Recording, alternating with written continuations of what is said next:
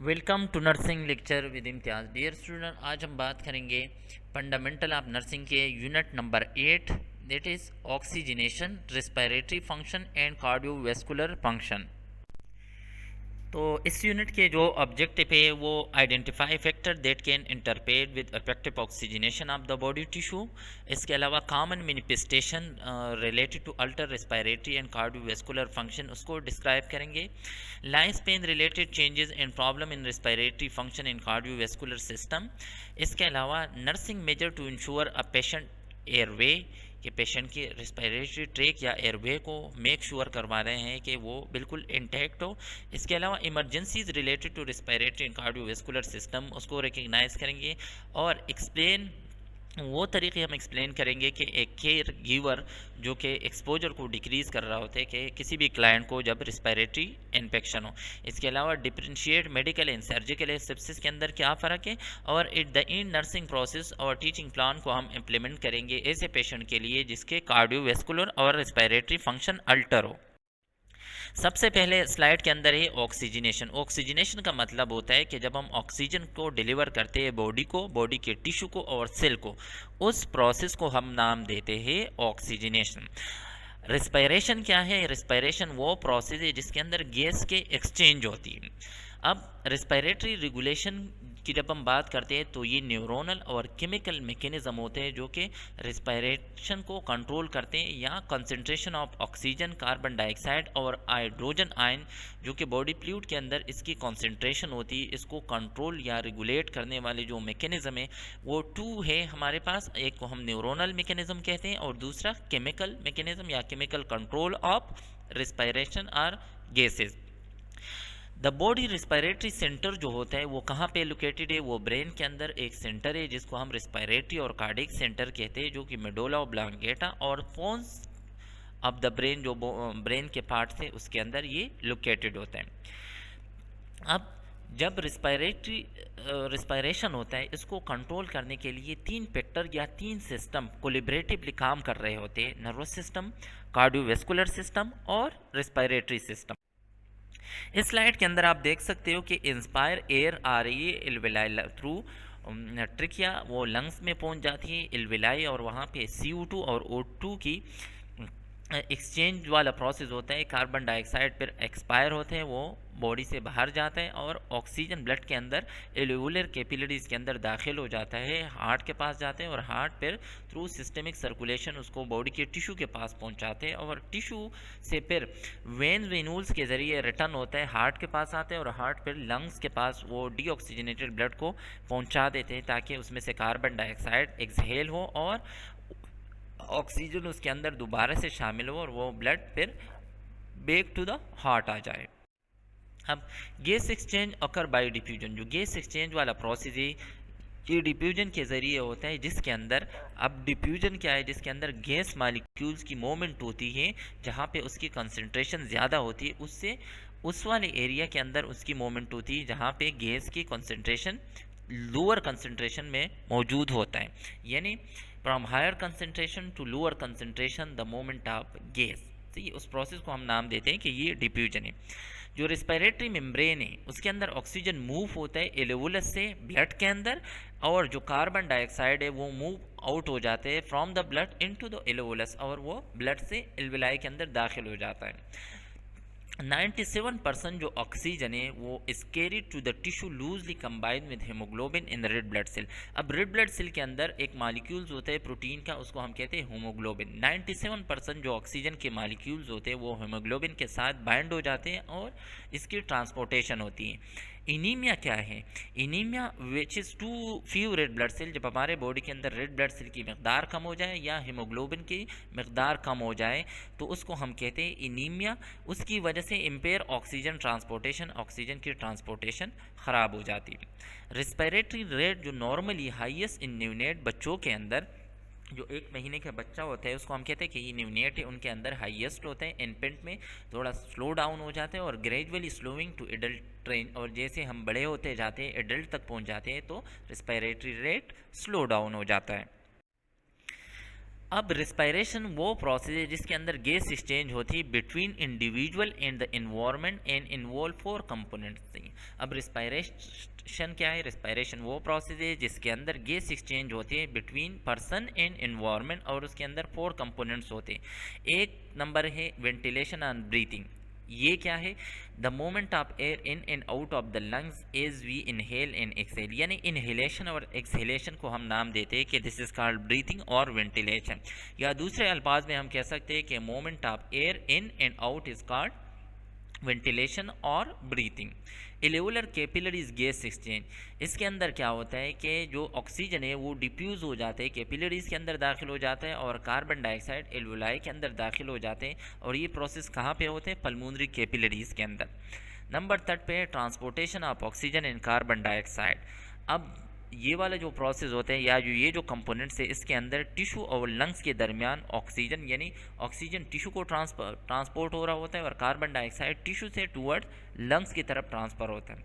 Number 4 वाले जो components हैं moment of oxygen and carbon dioxide, यानी मोमेंट कार्बन डाइऑक्साइड और ऑक्सीजन की moment between the systemic capillaries and the tissue, यानी जो सिस्टमिक कैपिलरीज है वहाँ पे कार्बन डाइऑक्साइड और ऑक्सीजन की मूवमेंट, यानी ऑक्सीजन उस कैपिलरीज के ज़रिए टिश्यू को पहुंच जाते हैं और टिश्यू से कार्बन डाइऑक्साइड की मूवमेंट होती है टूवर्ड द वीनूज।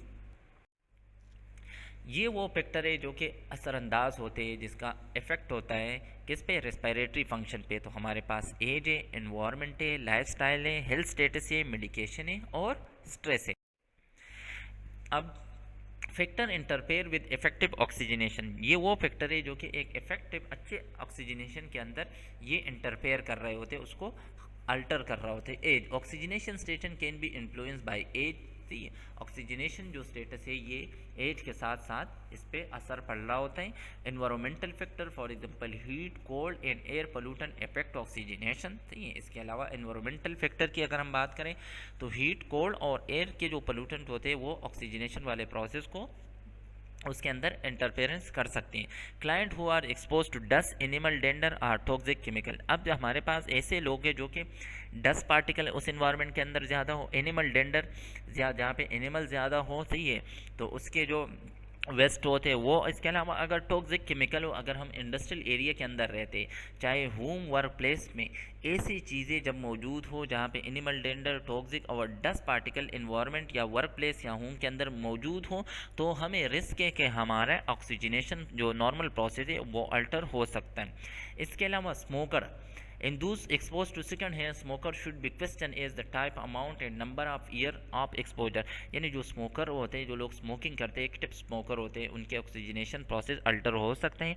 जो सेकंड हैंड स्मोकर होते हैं, जो लोग सिगरेट पीने वालों के साथ जिनका उठना बैठना होता है, जो ऐसे एयर को इनहेल करते हैं जो जहाँ पे स्मोकर उसके अंदर जो सिगरेट की स्मोकिंग वाली एयर होती है वो अगर हो, तो उस वाले पर्सन से हम ये सवाल कर सकते हैं कि आप अगर एक्टिव स्मोकर है तो आप कितने सिगरेट पीते हो, कितने दिन में कितने पीते हो और कितने अरसे से आप पी रहे हो, यानी 5 साल, 2 साल, 3 साल या 10 साल से आप सिगरेट पी रहे हो, या अगर सेकंड हैंड स्मोकर हो तो कितने अरसे से आप दिन में या वीकली कितने एक्सपोजर आपका होता है कि आप सेकंड हैंड स्मोकर बन जाते हो। अब लाइफस्टाइल भी इफ़ेक्ट कर रहा होता है क्लाइंट की ऑक्सीजनेशन पे। फिजिकल एक्सरसाइज या activity increase the rate and depth of respiration. जब हम फिजिकल एक्टिविटी या एक्सरसाइज कोई पर्सन कर रहा होता है तो उसके रेस्पिरेटरी रेट भी इंक्रीज हो जाते हैं और रेस्पिरेशन डिप भी इंक्रीज हो जाती है। Occupation predispose individual to lung cancer, ये अक्सर ऐसे ऑक्यूपेशन होते हैं जो लोग इंडस्ट्रीज़ में काम कर रहे होते हैं तो वो प्रीडिस्पोज मीन के रिस्क पे होते हैं टूवर्ड द लंग डिजीज़, उनको लंग्स की बीमारियां हो सकती हैं। इसके अलावा डिजीज़ प्रोसेस, हमारे पास मल्टीपल डिजीज़ ऐसे हैं कार्डिक और रेस्पिरेटरी डिजीज़ जिसकी वजह से ऑक्सीजनेशन वाला प्रोसेस अल्टर हो जाता है। For example alteration in ventilation, एल्वेओलर gas exchange, oxygen Uptake और सर्कुलेशन। उस डिजीज़ प्रोसेस की वजह से जो हमारे ऑक्सीजनेशन प्रोसेस अल्टर होता है उसके अंदर या तो ब्रीथिंग या वेंटिलेशन उसके अंदर अल्ट्रेशन आ जाती है, या एल्वेओलर गैस एक्सचेंज के अंदर ख़राबी आ जाती है, या ऑक्सीजन अपटेक की या ऑक्सीजन की सर्कुलेशन के अंदर खराबी आ जाती है। मेनी डिजीज स्टेट में इफेक्ट ऑक्सीजनेशन इंक्लूडिंग सीओपीडी को हम कहते हैं क्रोनिक ऑब्स्ट्रक्टिव पल्मोनरी डिजीज़। ये वो कंडीशन है जिसके अंदर हमारे एल्वेलाई एबनॉर्मली डायलेटेड होते हैं तो वो उसके अंदर इन्फ्लेशन और डिप्लेशन वाला प्रोसेस नहीं होता है, तो उसकी वजह से क्या होता है कि कार्बन डाइऑक्साइड हमारे बॉडी के अंदर रिटेन रहता है। सेकंड नंबर पे डिजीज़ है एटिलिक्टेसिस। एटिलिक्टेसिस को हम कहते हैं कोलेप्स लंग्स। जब लंग्स हमारे कोलेप्स होंगे तो ऑक्सीजनेशन वाला प्रोसेस अल्टर होगा। एथ्रोस्क्लेरोसिस।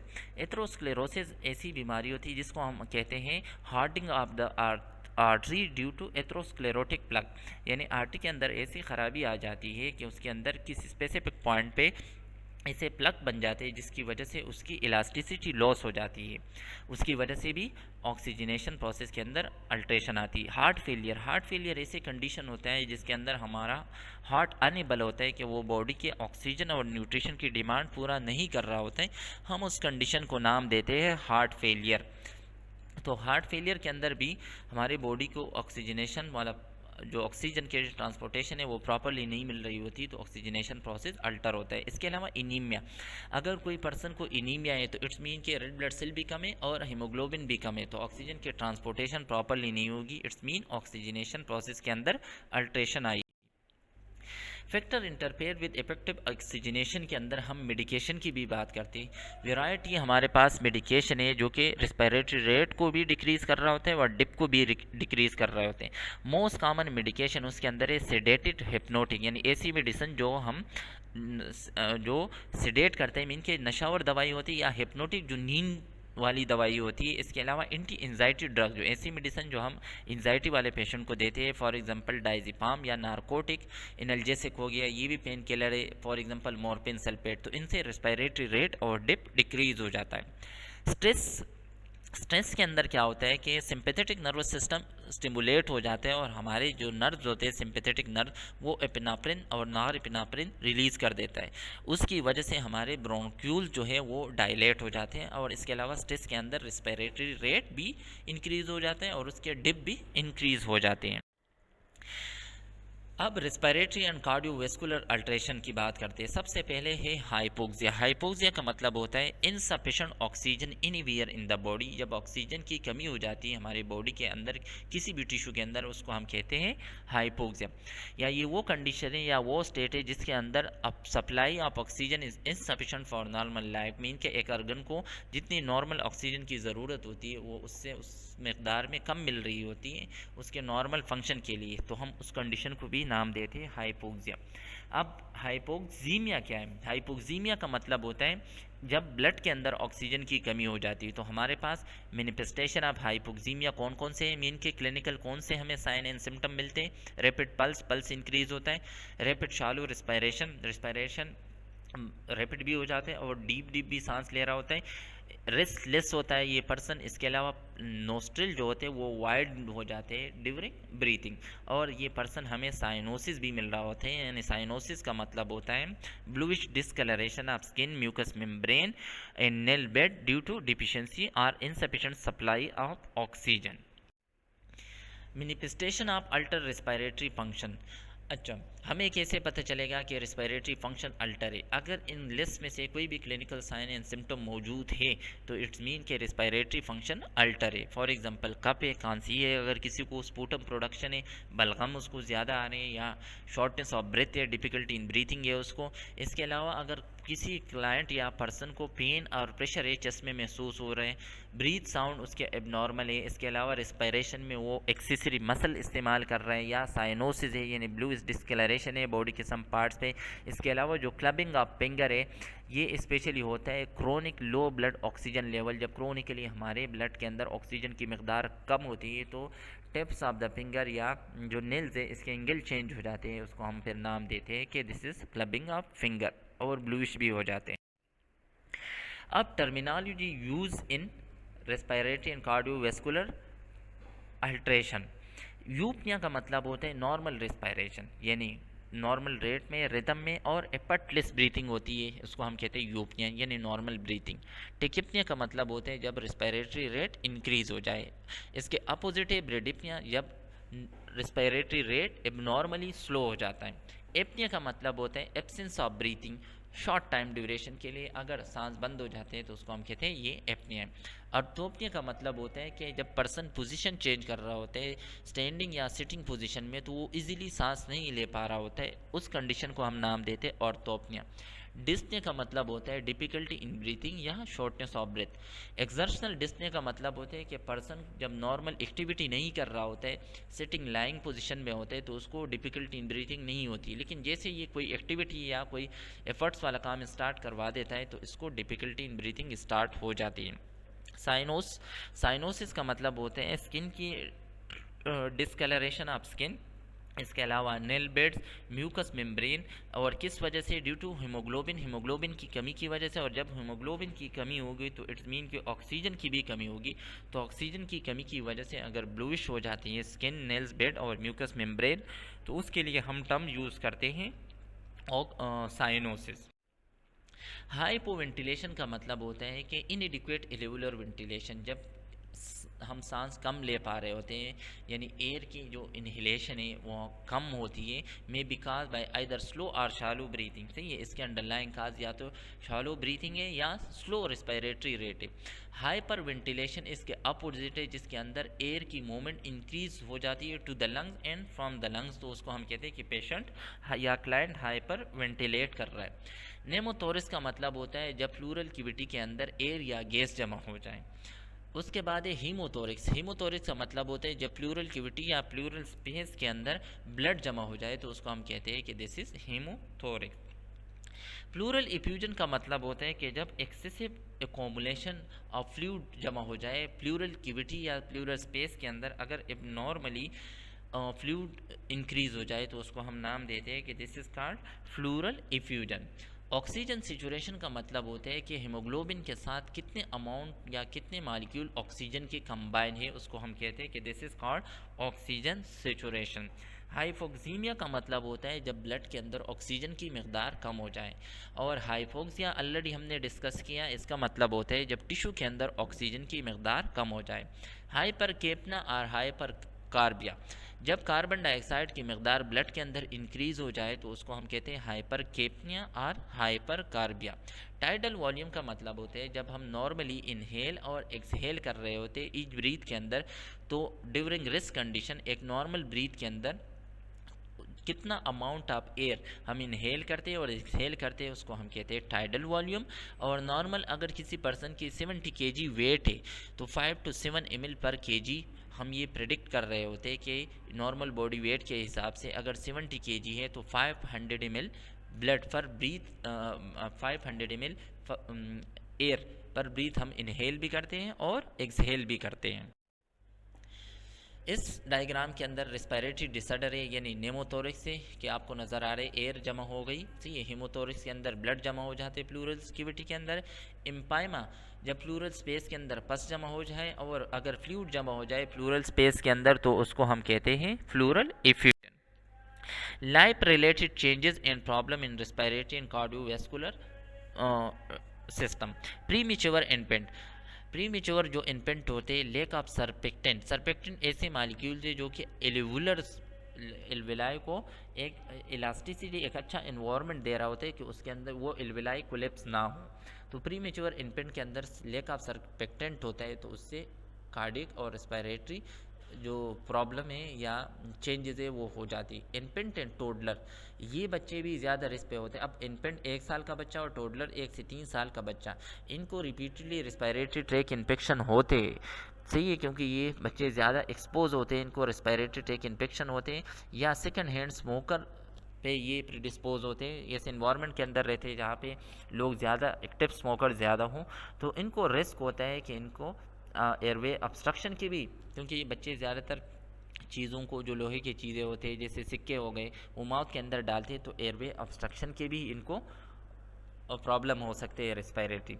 स्कूल एज चिल्ड्रन और एडोलेसेंट हो गए, उनके अंदर इन्फेक्शन, स्पेशली रेस्पिरेटरी इन्फेक्शन के चांसेस ज़्यादा होते हैं, तो वो रिस्क पे होते हैं कि उनको रेस्पिरेटरी डिजीज़ हो सकती है। इसके अलावा second hand smoking and cigarette smoking, क्योंकि एडोलेसेंट एज में ज़्यादातर लोग एक्टिव स्मोकिंग में इन्वॉल्व हो जाते हैं, तो उनकी वजह से उनको रेस्पिरेटरी डिसऑर्डर हो सकती है, जिसकी वजह से can lead to cardiopulmonary disease if continue. अगर कंटिन्यूसली वो स्मोकिंग करेंगे तो लंग्स के साथ साथ हार्ट की भी प्रॉब्लम या डिजीज़ उनको हो सकती है।